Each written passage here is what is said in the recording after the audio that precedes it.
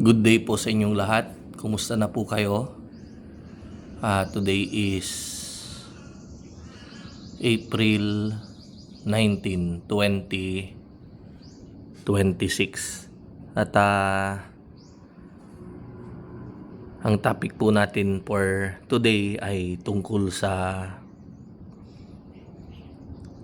presyo ng feeds, So, maraming nagtatanong kung magkano daw yung layer 1 feeds. Anong brand yung magandang gamitin. Ayan, so kapag meron kasi tayong mga nakikita, nababalitaan na mas mura daw si ganitong feeds, ay syempre sino ba naman yung hindi magkakagusto sa ganong presyo, lalo na kapag sobrang baba. Syempre gusto natin gusto natin ng ganong presyo ng feeds mababa. Kaya kadalasan kapag may mga ganong offer ay na sinusubukan natin. Yan. So parang yung sa atin masyadong kinukulit tayo, and then mura daw kasi yung feeds nila kaya sinubukan natin. Ayan. So mura kasi yung feeds nila eh. Imagine 1,260 kumpara po sa 1,500. Imagine 1,260 yung feeds po nila na inalok sa akin, and then samantalang yung gamit ko 1,500 pesos. So napakalaki po ng diferensya. Idagdag na po natin dyan yung 30 pesos sa 1,260. Kaya 1,290 yung cost ng isang sako delivered na. So delivered cost na 1,290. Kumpara dun sa gamit kong isa 1,500 landed cost na. Delivered cost andun na sa farm. Ayan. So hanggang sa sinubukan natin sa konting manok natin, parang isang building sabihin na natin. So kumukonsumo tayo ng mga 15 o 17 sako daily, hanggang sa yung gamit nating feeds ay bumaba yung presyo, umabot sila ng 1,470. So still na mas mura pa rin yung feeds na inalok sa atin, which is nag-trial tayo. So nung una, ginamit muna natin dun sa mga manok natin na may edad na. Ayan, so ganun pa rin naman yung palagi kong sinasabi na 1:1. Ibig sabihin pag nagpakain tayo ng isang sakong feeds, dapat in return mangitlog din sila ng isang kahon or isang case, equivalent sa 12 na tray. Yan, so yun yung 1:1. Isang sako kailangang mangitlog ng 12 na tray or isang case. Ayan, so okay naman dahil matanda na yung manok natin nung mga time na yon, may edad na sila. So okay naman. Kaya lang yung mga data simula nung nagpakain tayo nun, hindi natin na i-record, hindi natin na ilista. Kaya very naman, parang very biased naman tayo kung sasabihin natin na kumbaga manghuhusga kaagad tayo, di ba? So what I did, nag-antay tayo ng panibagong flock, panibagong manok, 16 weeks old. And then kapag mag-ship na tayo sa layer, tsaka natin i-record lahat-lahat kung magkano yung production nila, kung paano. Para hindi mo kumbaga sa mga disclaimer na hindi, syempre paano yan, ginamit mo yung feeds na bago sa yung bagong feeds mo sa matandang manok mo. So syempre matanda na yan, iba na rin yung performance ng manok na matanda. So pwede nilang sabihin ganun.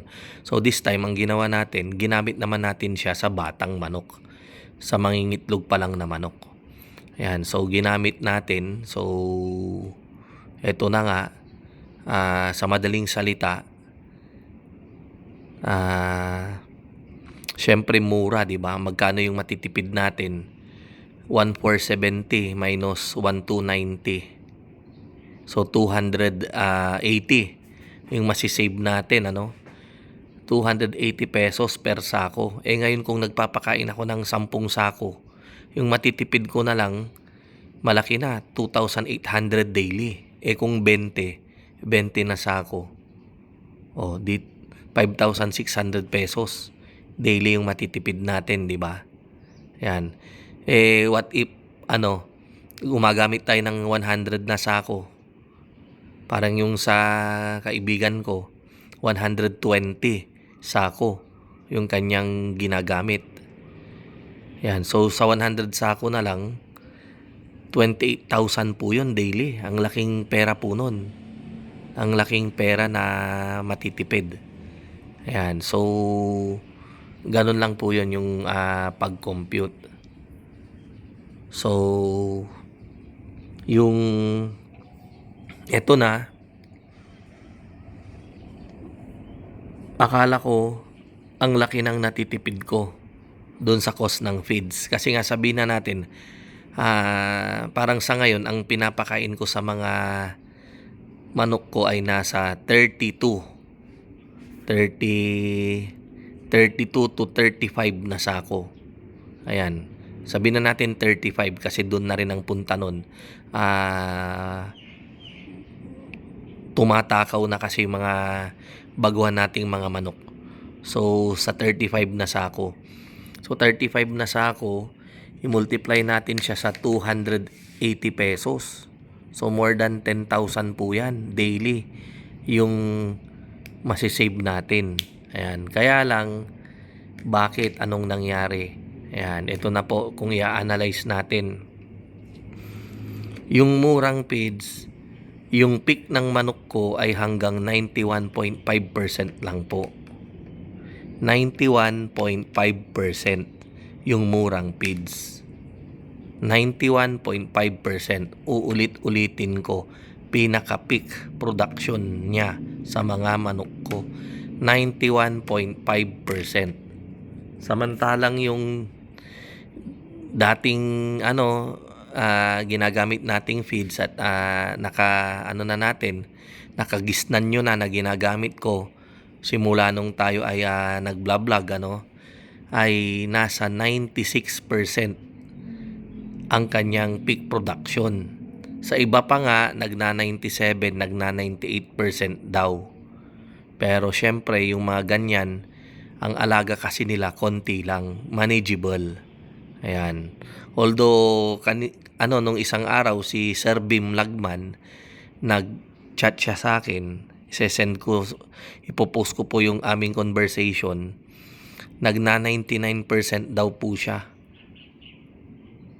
Ang manok po niya ay 504 heads. Ayan. Kabatch po ng manok niya, kapatid ng manok niya, yung mga manok natin na ginamit natin sa pag-aaral, 'di ba? Kasi syempre sinulat natin, nagkaroon tayo ng data, nire-record palagi. Nire-report sa atin palagi yung daily na production ng mga manok hanggang sa sila ay nag 80%, 83, 85, hanggang nag 90, hanggang nag 91, hanggang nag 91.5, and then nag-antay pa tayo ng 2 linggo, binigyan pa natin siya ng chance, baka sakaling tumaas pa, pero yun na talaga yung pinakasagad niya, 91.5%. Ayan. So, yun nga. So, yung difference, ano? Ngayon, gumawa tayo ng computation. So, ano yung mainam na gamitin?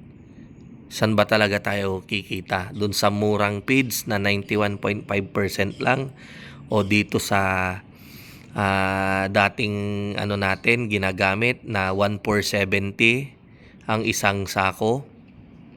Kaya lang nagna-95, nagna-96% siya sa peak. Ayan. So, ang titignan natin dito, gumawa tayo ng computation, lumalabas po na kumbaga pareho lang. Pareho lang. Lamang lang po itong murang feeds natin ng parang 80 or 90 pesos doon sa ginawa kong computation. Siguro sa ibang araw ay papakitaan ko kayo ng actual computation, ano. Pero doon sa pag-aaral ko, based sa performance ng mga feeds na yan sa farm natin, sa mga manok natin na nangingitlog, yun parang 80 pesos lang ata yung masisave natin doon sa kapag ang ginamit nating feeds ay yung bago. Bakit po nagkaganon? 'Di ba mura samantalang yung isa mahal? Kasi po mura nga siya pero yung production niya bitin, 91.5% lang. Samantalang yung isa mataas nga, kaya lang mataas din yung production niya, nagna-95, 96%. So saan tayo, 'di ba? Saan tayo? So pareho lang. Sabihin natin pareho lang, wala na yung lamang na 80 pesos. Pero kung titignan po natin, para sa akin, mas gusto ko yung dun sa mataas yung performance. Bakit po? Kasi po yung mataas na performance sa 95% or 96%, kapag bumaba yan, at least magna 94% muna, magna 93, going to 92, 91%. Samantalang yung murang feeds na ang peak niya ay 91.5%, kapag bumaba po yan, going to 90 na yan, 90%, 89, 88, 87%. So, kumbaga, para sa akin, mas gusto ko yung yung mataas yung production, 'di ba? Mataas yung production natin, at least kapag bumaba, marami pa yung kumbaga marami pa yung space or yung percentage na bago siya tuluyang bumaba. Na I hope na na gets niyo po, kasi nga naman 'di ba yung 91.5%, pag bumaba yan 90%. Pag bumaba pa 89, 88, samantalang yung dun sa mataas 96, 95%, pag bumaba 94% pa rin. Ganyan. So mataas pa rin yung production. Ayan. So yun lang yung observation ko. Ngayon, hindi ko sasabihin dito yung brand ng mga feeds na yan, pero sa tingin ko, kung regular naman kayong nanonood ng mga video natin, ay alam nyo na, di ba? Ayan. Or PM na lang po sa mga gustong magtanong. Ayan. So yan po yung mga natin dyan, yun yung mga inoobserbahan natin. Ayan. So marami pa yung mga nag-o-offer ng mga feeds sa atin, pero at ito honestly, ang hindi nila kaya minsan yung terms natin. Kasi kung titignan nyo naman yung negosyo natin na RTL, pakakainin mo yan from day 1 hanggang day 16. Ayan, yung iba cash before delivery yung bayad, yung iba COD, yung iba utang. Yan, kaya lang yung mga iba na nag-aalok hindi rin naman makapagpahiram. So kayo rin po diyan, tignan ninyo kung saan kayo makakatingin ng mga feeds ninyo na pwede nyong i-terms. Ayan. Para makapagpaikot po kayo. Ayan. Tuloy-tuloy po yung inyong expansion. Ayan. So, kung may katanungan po kayo, feel free lang po na mag-message sa ating mag-FB page or mag-comment po kayo dyan sa baba. Ayan. So, maraming salamat po. And asahan nyo po yung nasabi ko na computation. Pakikitaan ko po kayo ng computation natin regarding sa ating topic for today. Yan. Thank you po. Thank you. God bless and mabuhay.